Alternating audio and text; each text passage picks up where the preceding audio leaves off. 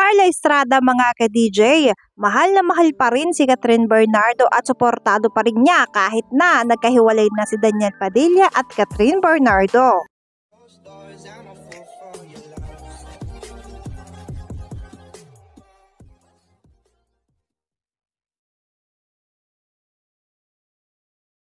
Grabe mga ka-DJ, napakaswerte ni Kathryn Bernardo kay Carla Estrada. Hindi kasi basta girlfriend lang ang turing sa kanya ni Carla mga ka-DJ, parang anak na rin.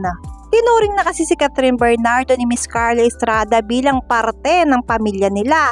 Kaya naman 'di ba mga ka-DJ, madalas makikita mo laging present itong si Kathryn Bernardo sa mga okasyon sa Padilla. Pinapakita lang ni Carla Estrada mga ka-DJ na hindi porket naghiwalay ang anak niya at si Kathryn Bernardo ay malilimutan na niya yung mga pinagsamahan nila. Marami nga natuwa kay Carla Estrada mga ka-DJ na netizen dahil nga daw buti pa si Carla Estrada mga ka-DJ hindi nagawang siraan ang ex ng anak niya mga ka-DJ at hindi siya nangingialam kung ano mang problema ni Kathryn at Daniel Padilla mga ka-DJ dahil naniniwala siya na marunong ng magdesisyon ng dalawa, kaya naman alam na nila kung ano pang mas makakabuti sa kanila o sa relasyon nila.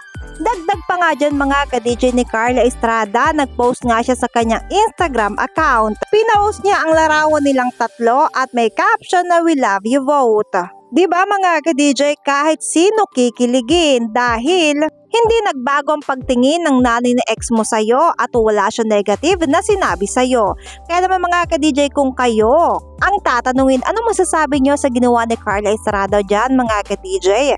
Comment down below dyan at babasahin namin yan.